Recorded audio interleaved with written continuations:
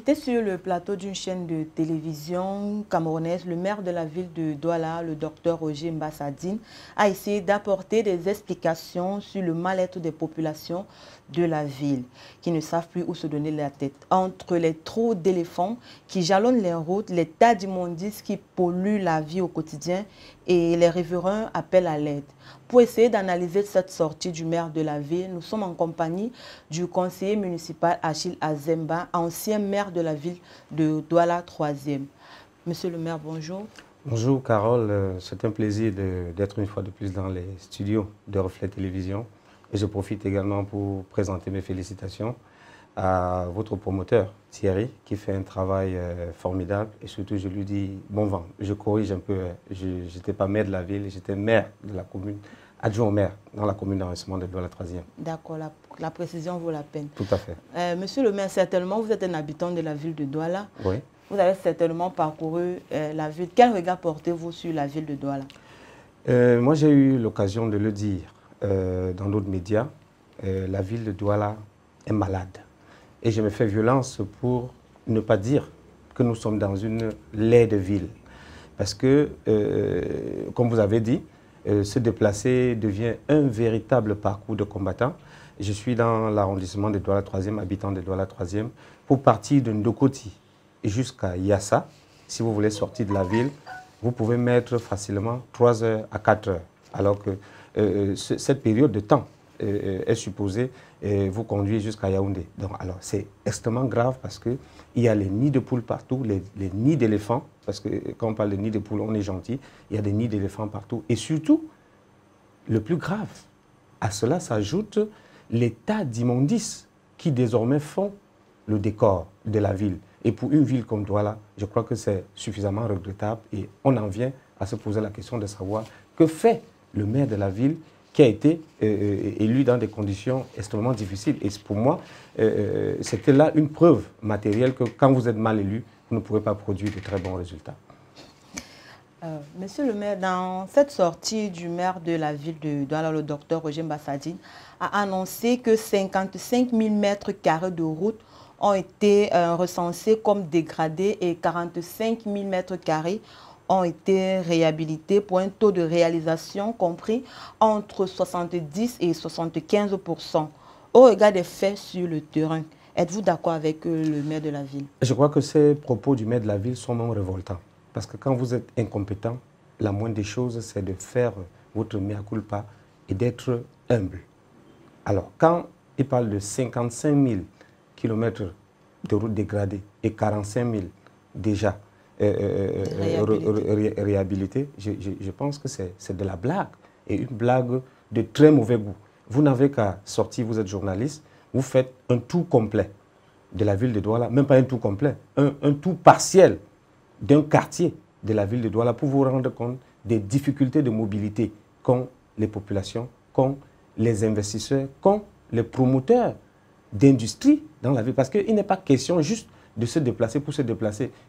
Où est-ce qu'on met la difficulté qu'éprouve un camionneur qui a chargé de la marchandise de l'autre côté de Bonabéry et qui doit la livrer de l'autre côté de Yassa, en passant par la pénétrante Est. Donc je pense que le maire de la ville, M. Mbassa, et j'ai eu l'occasion de lui dire quelquefois quand il est venu dans ma commune, n'a pas pris la hauteur de la responsabilité qui lui a été confiée. Et j'ai l'impression que c'était eux, les responsables, qui à l'époque vissaient le processus, l'avancement du processus de décentralisation en haut. Une fois qu'on a desserré en lançant l'élection de la mairie de la ville, étant au chômage, parce qu'il a été secrétaire général du ministère de la planification, à un moment il s'est retrouvé sans poste, il est même devenu sénateur du littoral. J'ai l'impression qu'il s'est rendu compte que quand il fallait créer la mairie de la ville, il s'est dit, bon, voilà une position que je pourrais occuper. Parce qu'un maire, c'est celui-là qui est d'abord passionné, qui aime sa ville, qui est jaloux de sa ville. Et quand je regarde le maire Mbassa, j'ai l'impression que c'est un effet spécial qui s'est retrouvé comme une génération spontanée à la tête de la mairie de la ville de Douala. Parce qu'il y a des petits détails sur lesquels, si c'était attardé, la ville aurait un autre visage. Je vous prends un cas simple, très simple, les alentours de l'aéroport.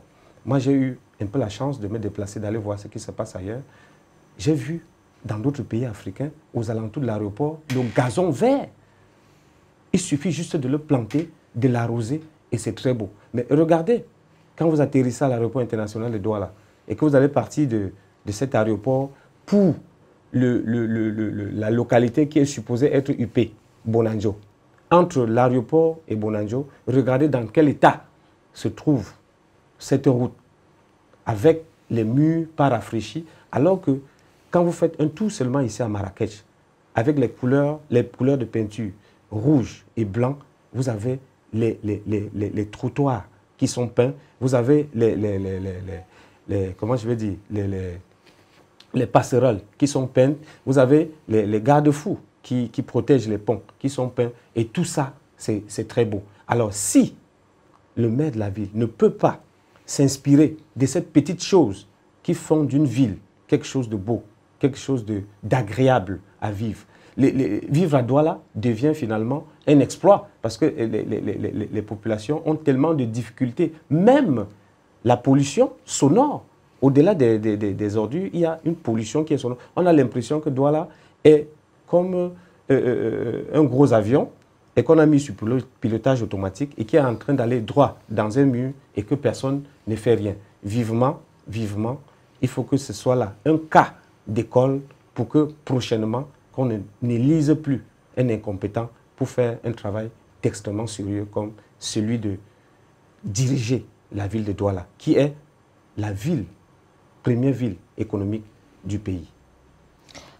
Monsieur le maire de la ville, le docteur Roger Mbassadine, dans son interview accordée à la chaîne de télévision, il a annoncé que pour octobre prochain, la mise en place d'une régie en charge de la construction et de la réhabilitation des routes. Pensez-vous que cela pourra résoudre définitivement ce problème? Moi, je pense que le maire Mbassa est dans ce qu'on appelle les effets d'annonce, une régie autonome des routes. Oui, je veux bien. Mais le tout n'est pas d'annoncer des choses à grand renfort de publicité. Le tout, c'est de passer à l'implémentation. Il a été élu en 2020. Nous sommes en 2023. Douala se porte encore plus mal. Moi, je dis, il y a un problème. Il faut qu'on dépasse le stade de la mousse pour passer aux choses concrètes. Les annonces, on n'en a que dalle à faire. Il faut passer à l'action. Et pour passer à l'action, il faut qu'il y ait suffisamment de la poigne. Il a parlé de l'opération « Libérer le trottoir ». Est-ce qu'on a fait un bilan de cette opération? Où en sommes-nous?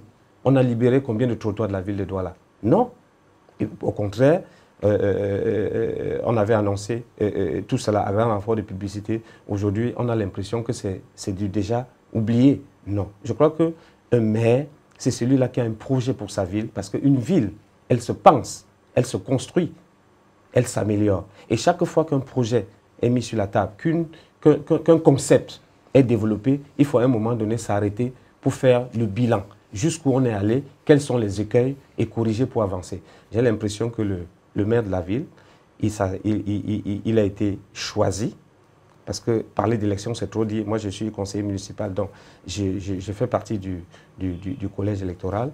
Son élection a duré 3 jours et il y avait d'autres potentiels candidats, mais il a été finalement imposé. Et je crois que cet acte n'est pas parti pour aider la ville de Douala. La preuve, depuis 3 ans, nous tournons en rond. Beaucoup de choses devraient être faites, ce n'est pas fait. On nous annonce une régie autonome des routes. Oui, sur du papier, ça paraît être quelque chose de très bien, mais attendons de voir les actes. Et à partir des expériences, de leur façon de travailler, nous nous rendons compte que la montagne risque d'accoucher d'une souris. À votre avis, monsieur le maire, que doivent donc faire les autorités pour sortir définitivement de ce problème du mauvais état de la route? Déjà, les partis politiques à ce niveau sont interpellés. Quand il s'agit de faire un casting, il faut s'assurer que la personne qui est choisie a le profil pour faire le bon boulot. Et une fois choisi, il faut également les mécanismes de contrôle par rapport... Est-ce que depuis que le maire Mbassa est là, on lui a soumis à une évaluation de l'état d'avancement de sa ville? Il a pris la ville dans quel état? Aujourd'hui, nous en sommes où? J'ai l'impression plutôt qu'au lieu d'avancer, nous avons reculé. Et le dire, ce n'est pas être contre lui, parce que nous sommes dans un environnement où, dès que vous émettez votre avis les gens estiment que vous n'êtes pas l'ami de celui contre qui vous dirigez vos critiques. C'est aussi notre façon à nous d'aider à construire cette ville.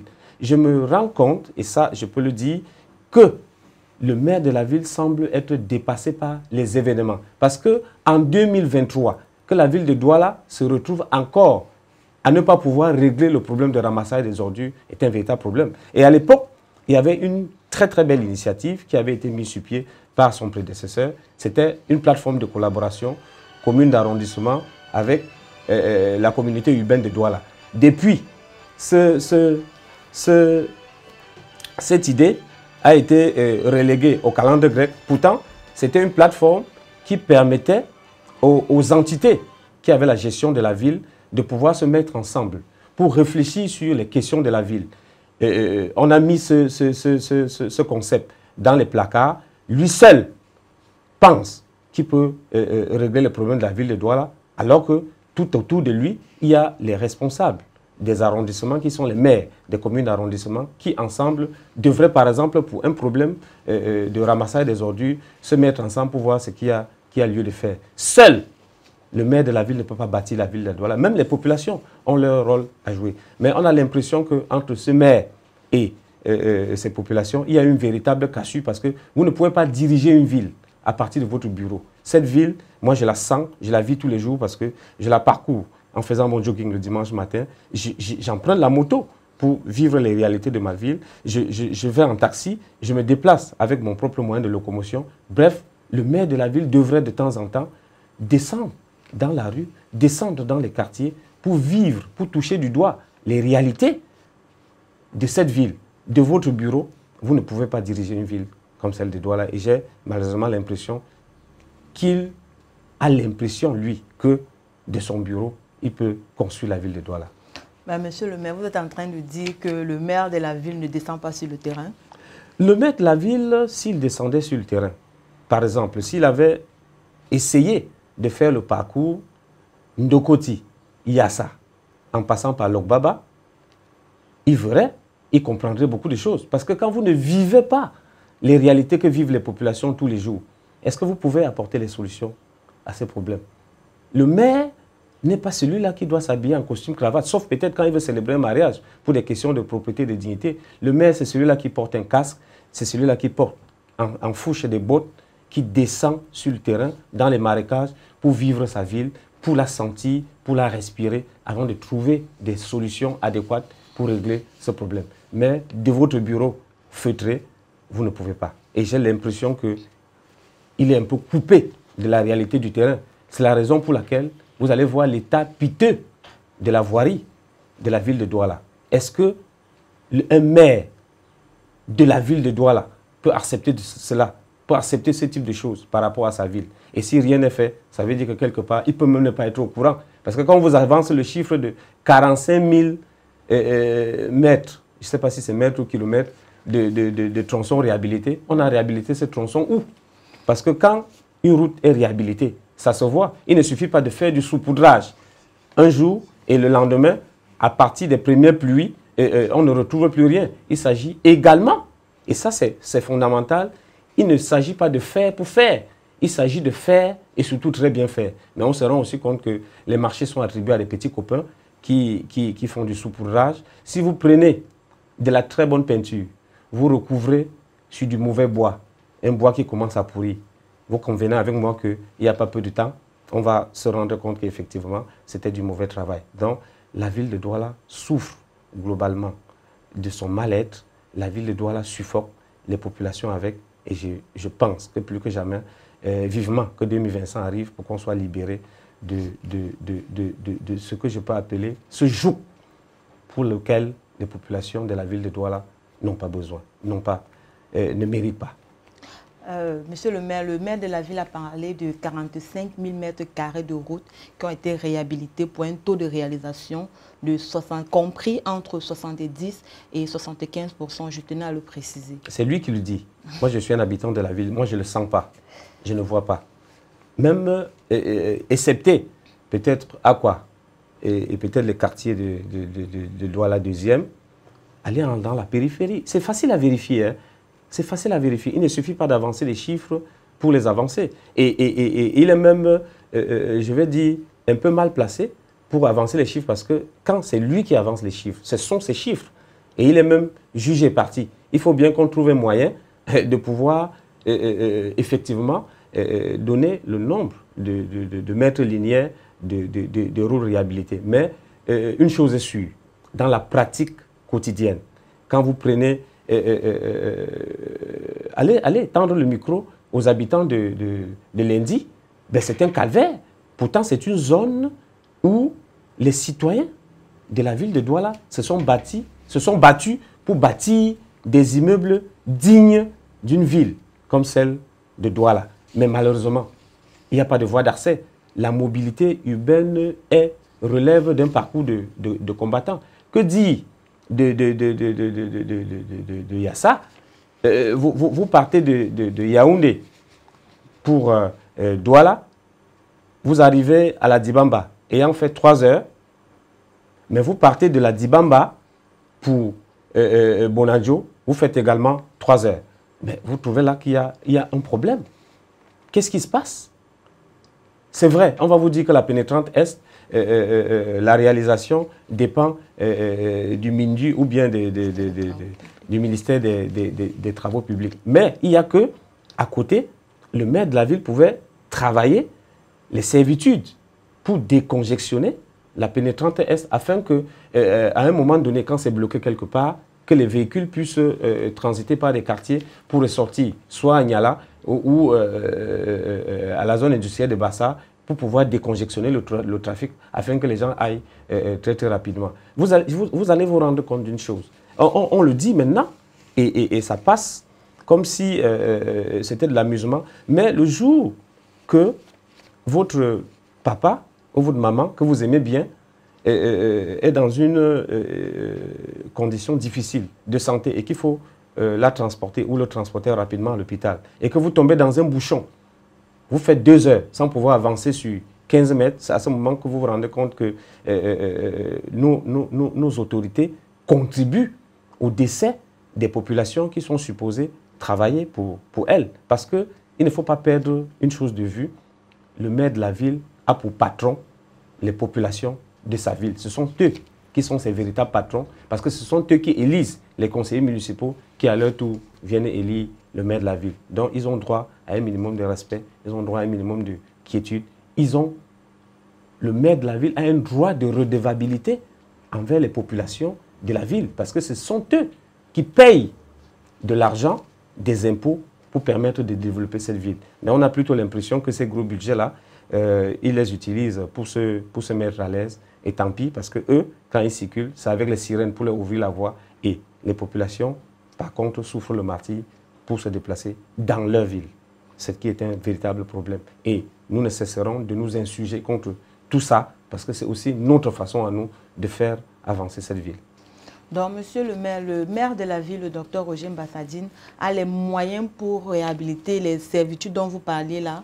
Les moyens au moment où on sait que la décentralisation n'est pas effective? Les moyens ne seront jamais suffisants.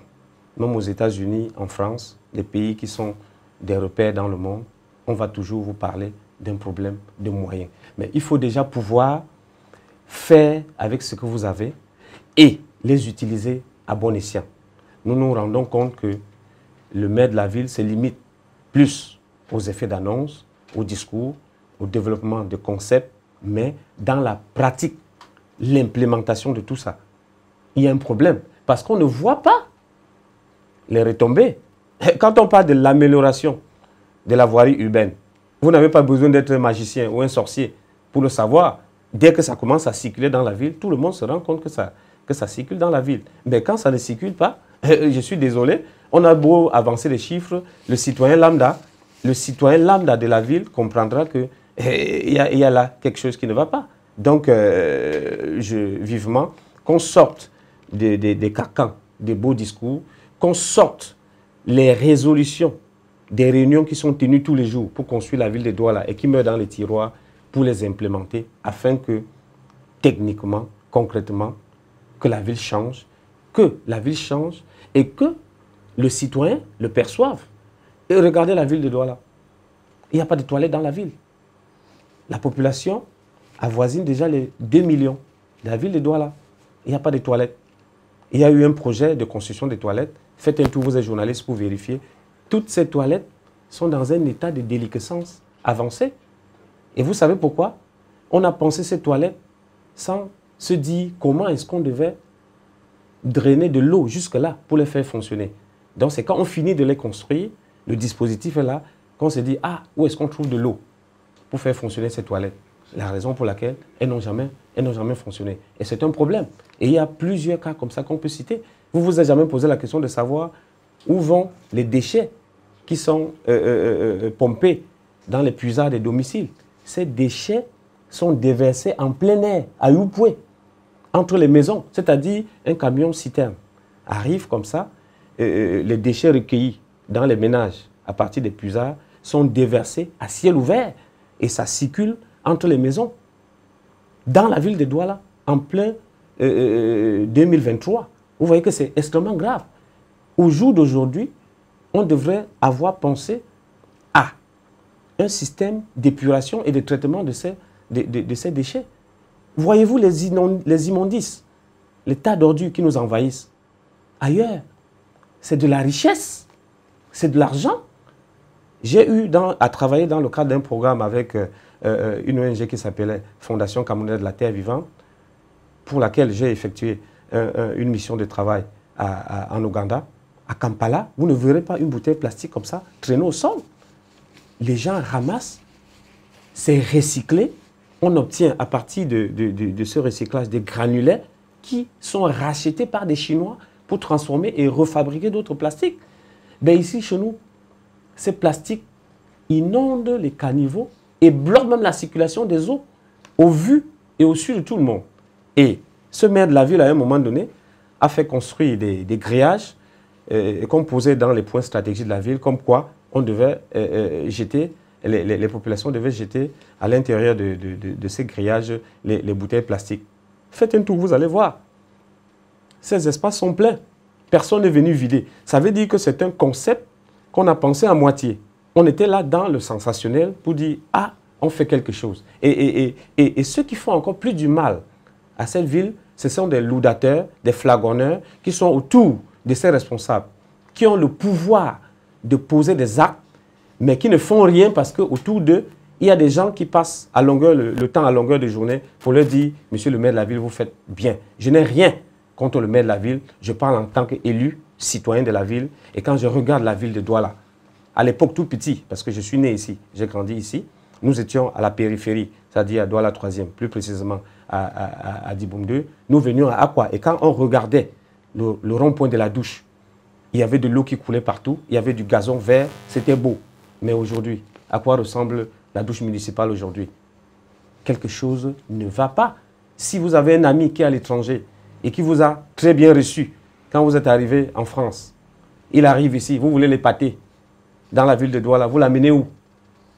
Vous lui présentez quel endroit? De grâce. Vraiment, quelque chose doit être fait. Et c'est notre rôle aussi de pouvoir le dire pour que les lignes bougent. Monsieur le maire, ailleurs on parle de gestion verte des déchets ménagers. Pourquoi le maire de la ville n'explore pas cette piste? Justement, c'est une niche même de recettes.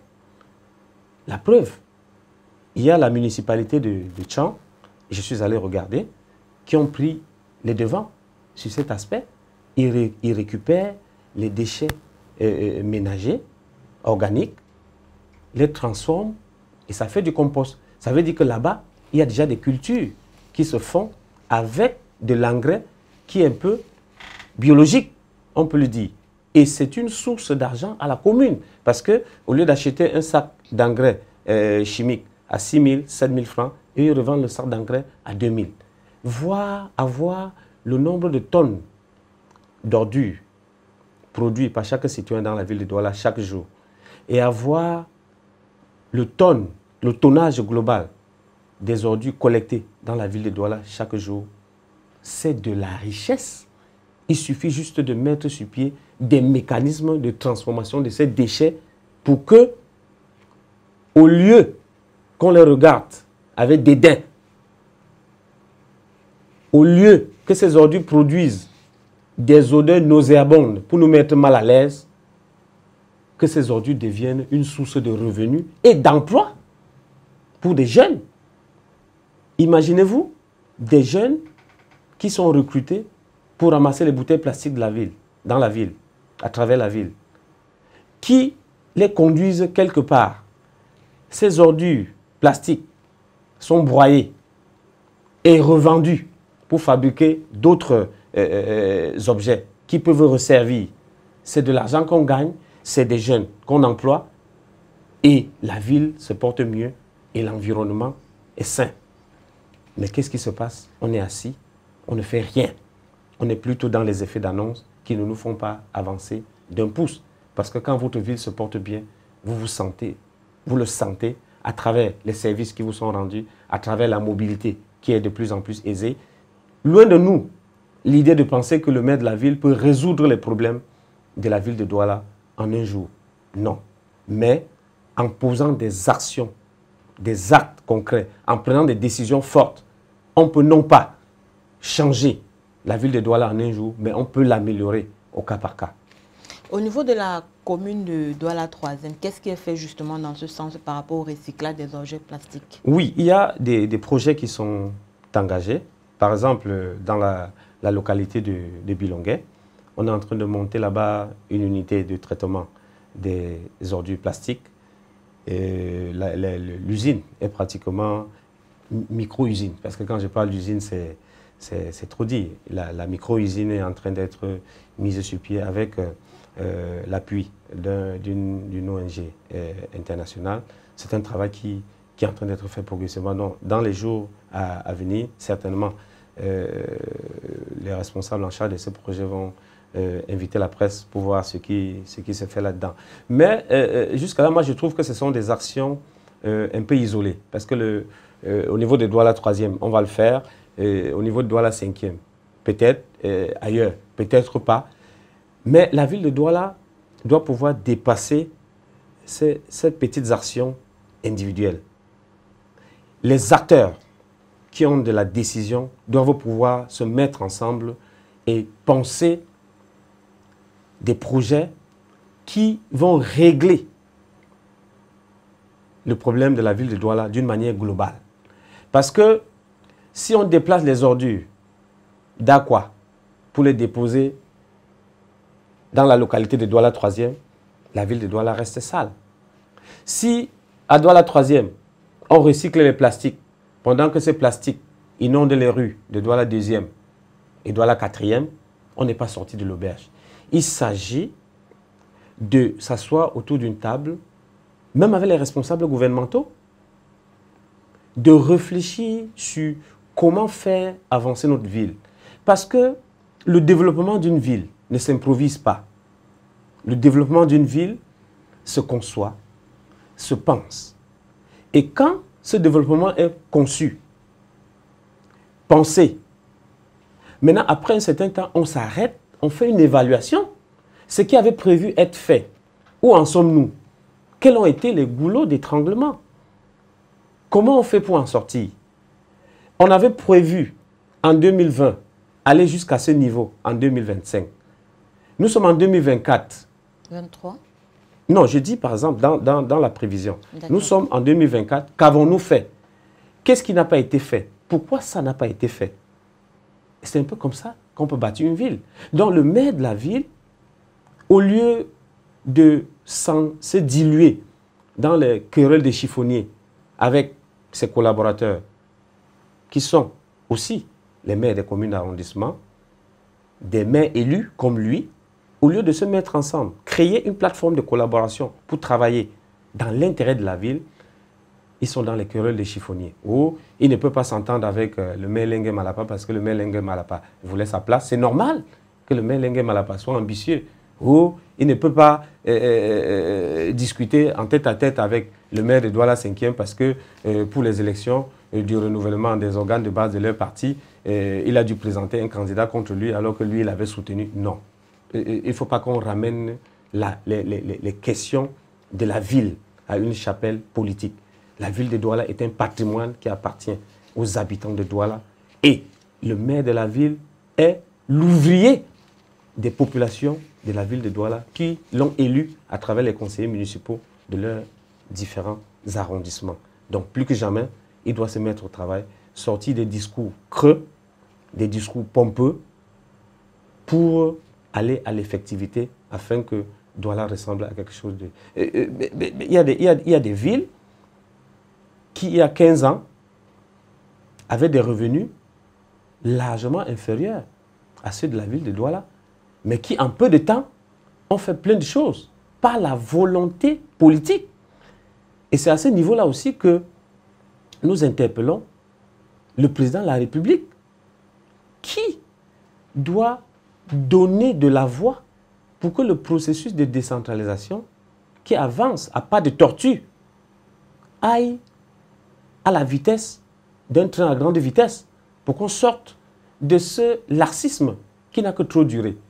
Le Cameroun a tout, les compétences, quelques ressources, mais il suffit de les utiliser à bon escient pour le bonheur de la ville de Douala. Et la ville de Douala a le potentiel nécessaire pour impulser son développement. Il suffit qu'il y ait des hommes compétents au poste qu'il faut. Monsieur le maire, tout au long de votre déroulé, vous avez parlé des tas d'immondices qui jonchent nos villes. Le maire de la ville, dans son interview, a semblé jeter la société en charge, Isacam, dans le discrédit. Pensez-vous que cette situation soit compréhensible? Moi, je pense que c'est une fuite en avant. C'est un peu faire dans la politique de l'autruche. C'est-à-dire que vous cachez la tête sous les herbes et vous envoyez vos pieds en route, comme on dit couramment au quartier.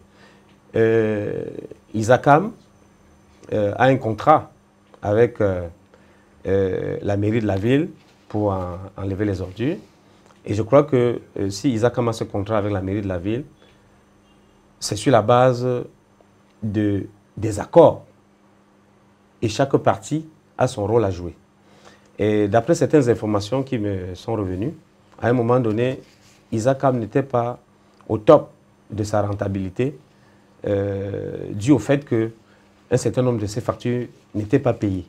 Alors, si c'est de la responsabilité du maire de la ville qui a confié un travail à faire, celui d'enlèvement des ordures à Isacam, et que ces factures ne sont pas payées, vous comprenez aussi que c'est un problème. Parce qu'on est quand même dans un secteur sensible et de santé publique. L'enlèvement des ordures est une question sensible dans une ville. Alors, si le maire de la ville donne un contrat à Isacam et que Isacam n'a pas les moyens ou les capacités d'honorer le contrat, je crois qu'il revient au maire de la ville de penser une autre solution, une autre alternative pour pouvoir enlever ces ordures.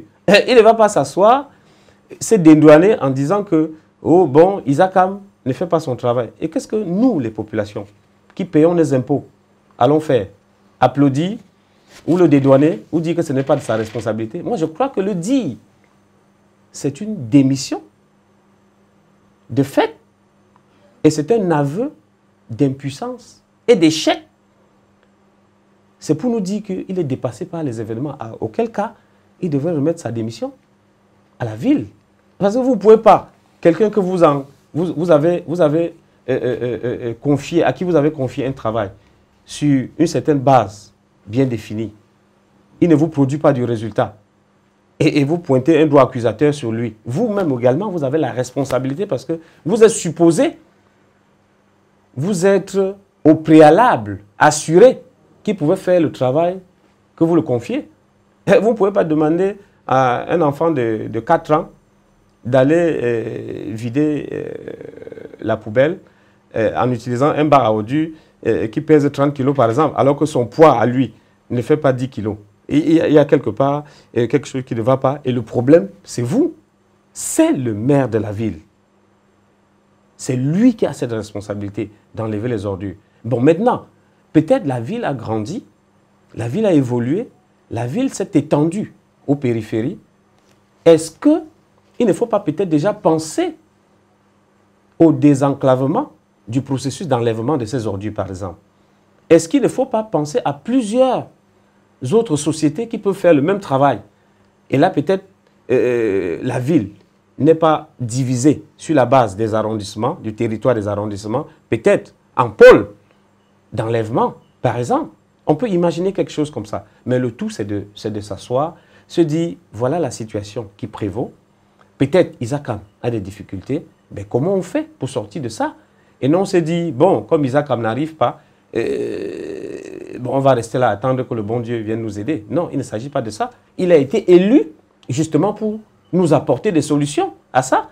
Et quand il ne peut pas, il peut déclarer son impuissance, son incapacité à le faire. Peut-être le prochain maire de la ville pourra, par son dynamisme, trouver des solutions. Mais je trouve que c'est trop facile de se limiter à pointer un doigt accusateur sur les responsables d'Isakam.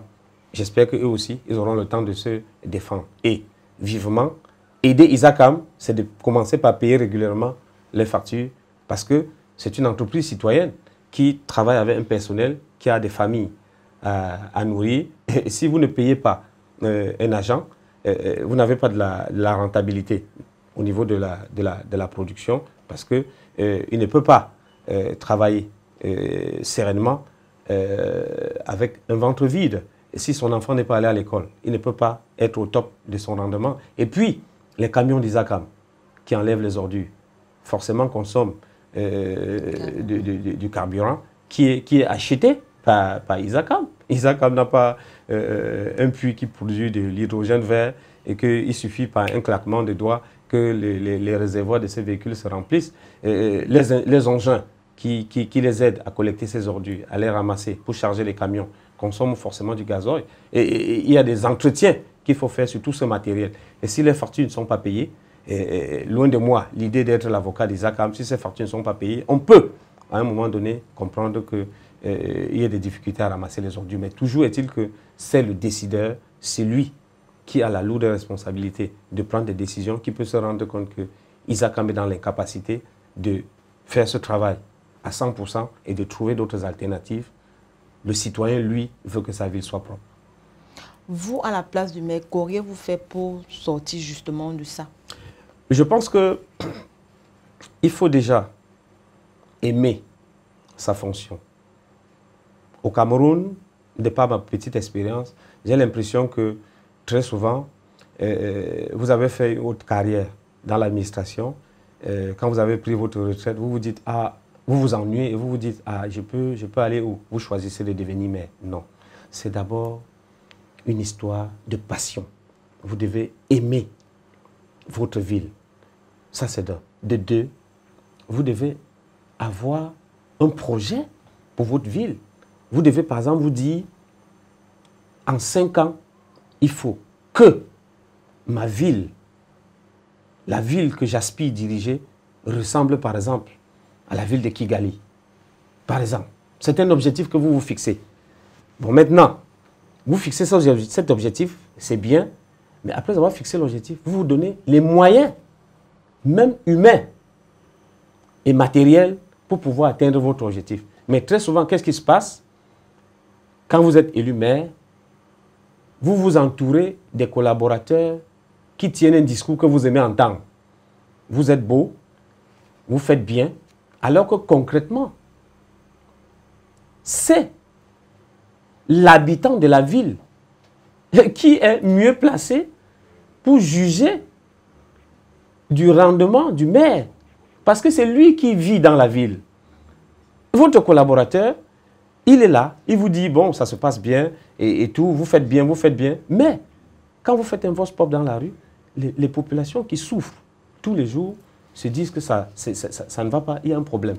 Alors, donc, c'est un problème de pouvoir avoir de l'engagement et se dire, on rentre dans l'histoire parce que les actions qu'on doit poser doivent être des actions qui découlent des décisions fortes pour faire avancer une ville. Moi, je suis d'accord, diriger la ville de Douala, ce n'est pas facile parce que vous avez aussi les mentalités inciviques qui sont installées dans les têtes de la majorité des habitants Il faut donc être suffisamment préparé pour le faire. Je demande au maire de la ville d'avoir un peu plus de poigne, de se mouvoir plus, de sortir de son bureau pour être sur le terrain, vivre les réalités avant de pouvoir se dire que pensez-vous du rendement que j'ai pu produire par rapport à mon passage à la tête de la ville de Douala. Monsieur le maire, le modèle actuel de précollecte et de ramassage des ordures est-il toujours à même de régler le problème de la ville de Douala?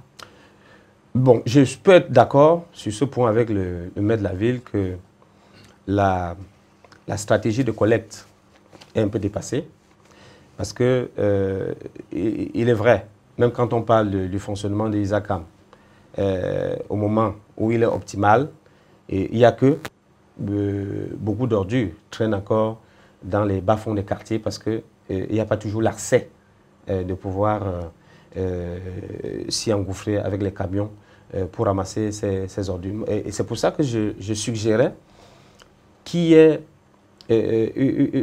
une espèce d'état général de la ville de Douala où tous les acteurs, surtout les décideurs, se retrouvent pour se dire face à cette difficulté qui est globale.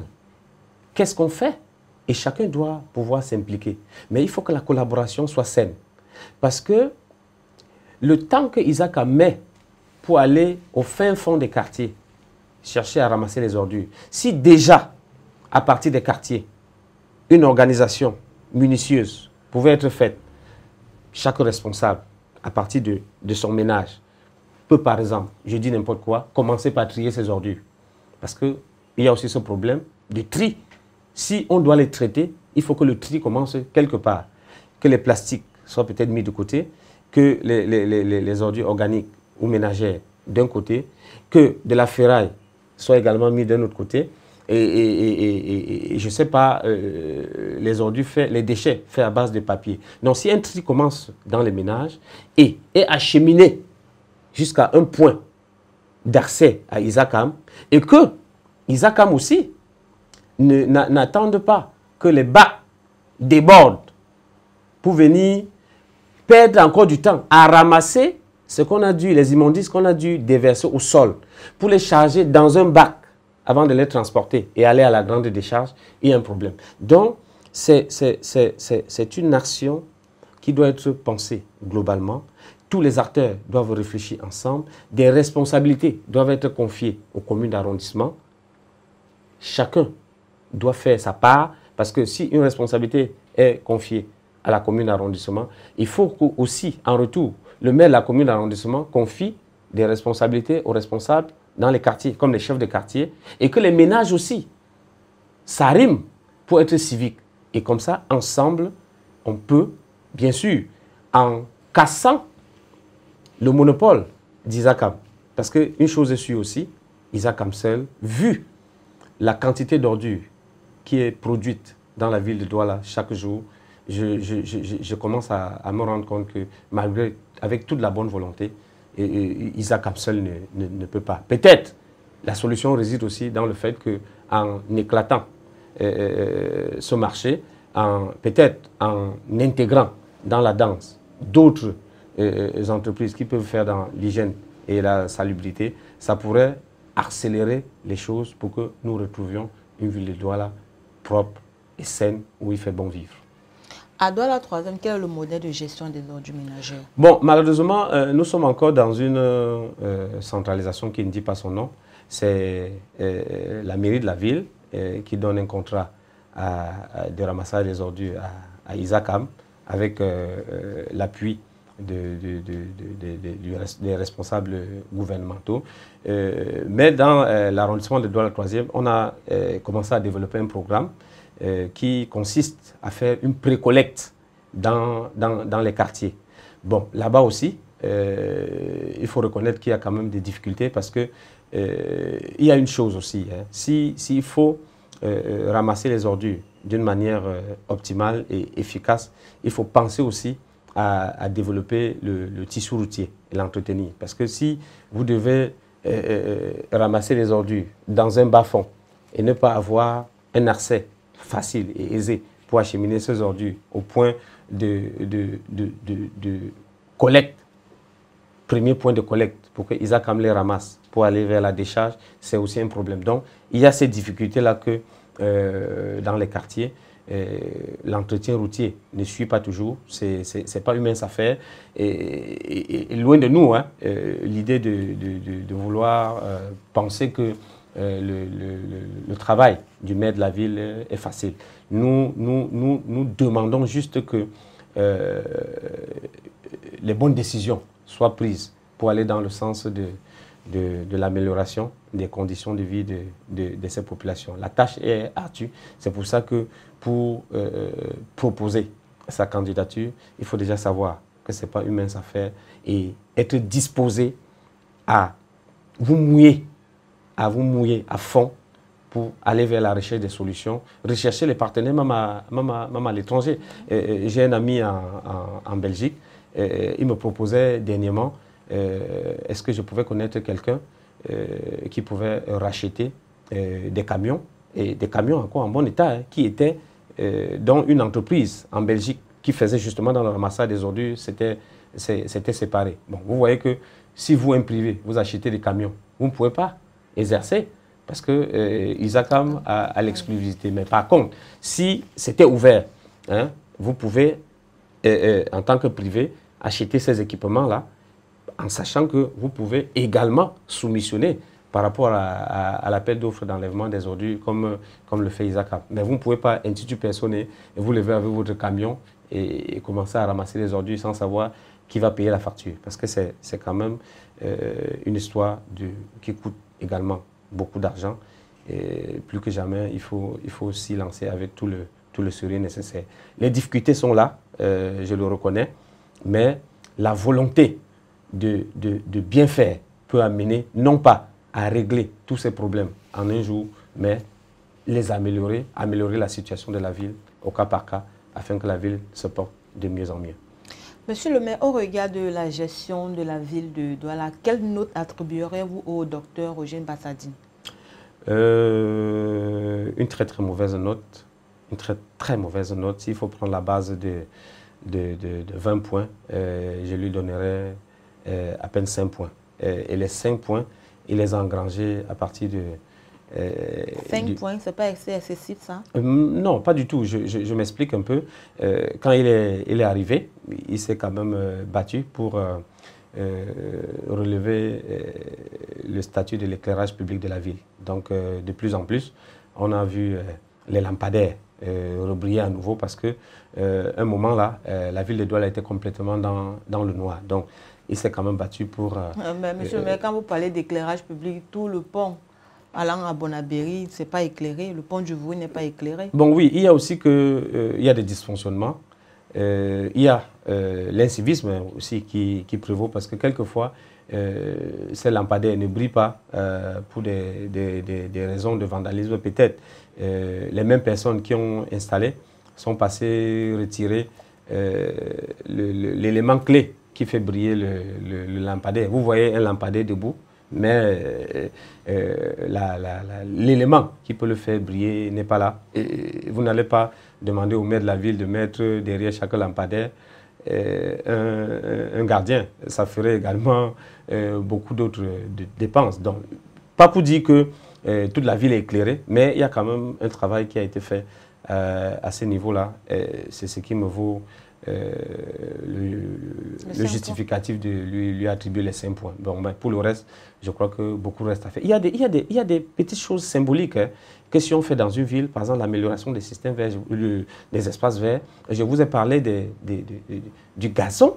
Hein. Si on plante le gazon dans nos espaces verts et on prend la peine de les arroser chaque jour, de les tailler, de les entretenir, vous allez voir que l'aspect de la ville va changer. Mais qu'est-ce qu'on fait? On est plutôt en train de détruire ces espaces verts pour construire des boutiques, des espaces marchands.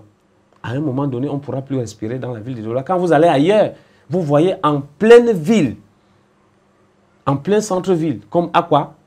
Des forêts qu'on a créées et on a encerclées. Ça participe de l'amélioration de la qualité de l'air. Donc, il ne faut pas, dans une ville, regarder uniquement les aspects financiers. Se dire que bon, cet espace, comme il était vert avant, si on construit un espace marchand là, il peut être loué et ça va donner de la recette à la ville. Oui, ça donne de la recette à la ville, mais en contrepartie, la vie dans la ville est affectée parce que si la qualité de l'air n'est pas respirable, vous n'aurez pas d'habitants dans cette ville. Parce qu'une ville aussi, elle se bâtit pour des habitants. Il n'y a pas de ville sans habitants. Ce sont les habitants qui font la ville. Donc, il faut toujours être en train de penser les deux à la fois. Et pour ces parcs qui sont construits dans des zones pas souvent très accessibles, quel regard portez-vous là-dessus? Oui, bon, là aussi, ça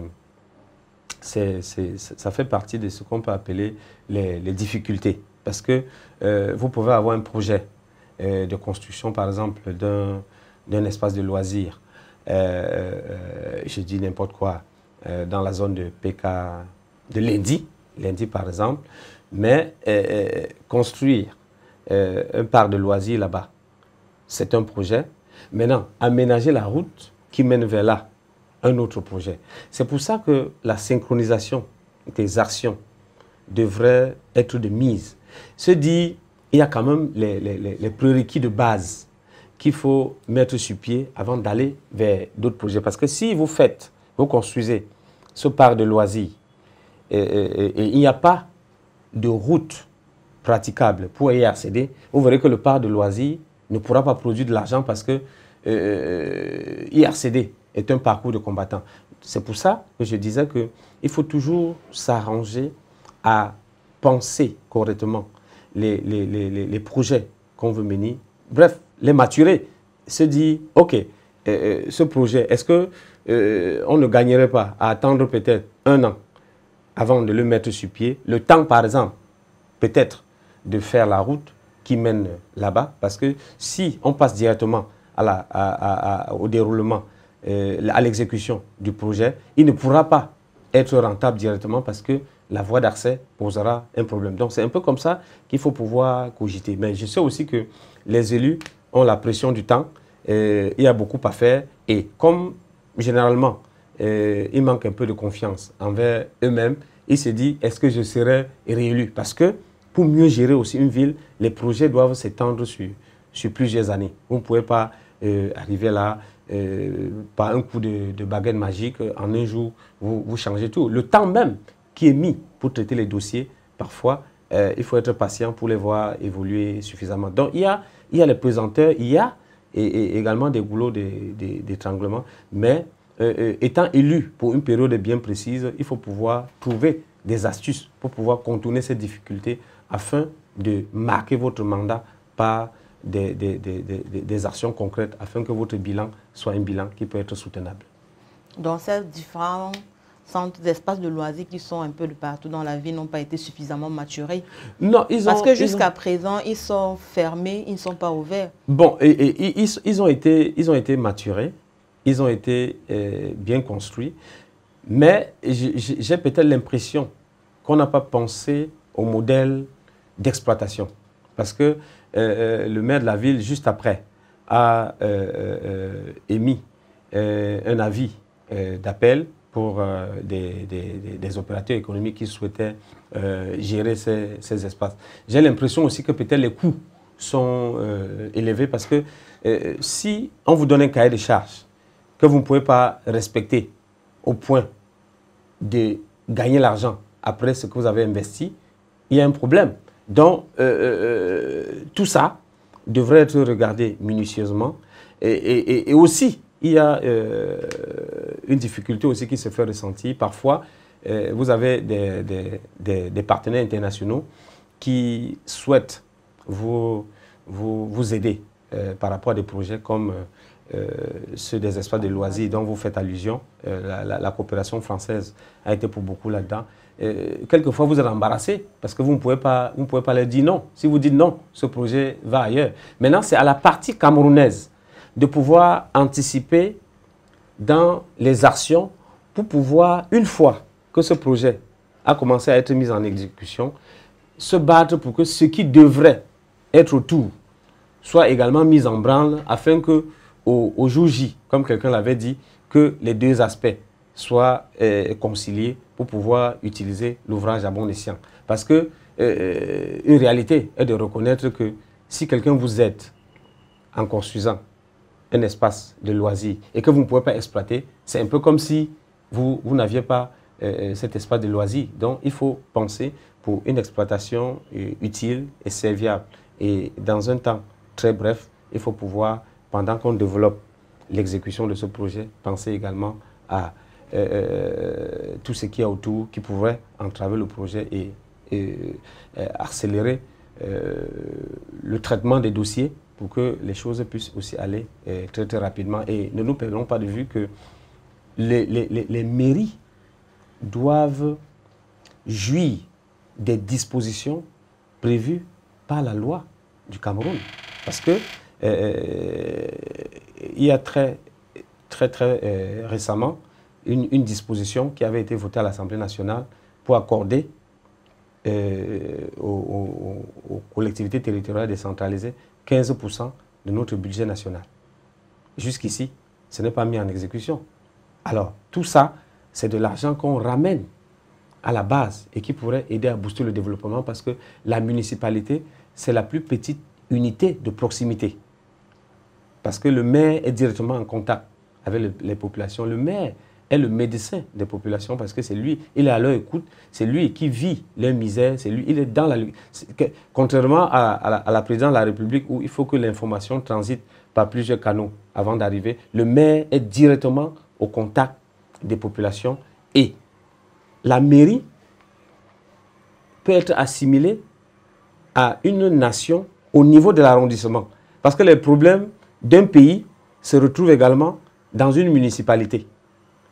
C'est les problèmes d'eau, c'est les problèmes de santé publique, c'est les problèmes de ramassage, d'enlèvement des ordures, c'est les problèmes du suivi de l'enseignement maternel, c'est les problèmes des équipements sportifs pour les jeunes, pour la pratique du sport, c'est les problèmes d'eau potable qui se posent, c'est les problèmes de sécurité, c'est les problèmes de délinquance juvénile. Bref, ça dit que tous les problèmes qui se retrouvent dans une nation se retrouvent également, tous les problèmes qui se retrouvent pour une nation se retrouvent au niveau de l'arrondissement. Et quand le maire a à sa disposition les budgets conséquents, et il ne s'agit pas de mettre à la disposition du maire de l'argent pour mettre.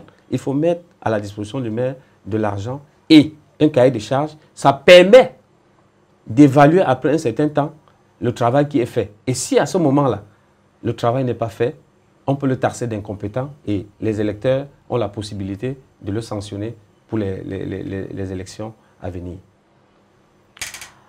Merci, monsieur le maire. C'est ici que nous allons mettre un terme à cet entretien. Merci pour votre disponibilité. C'était un plaisir de participer à cet entretien.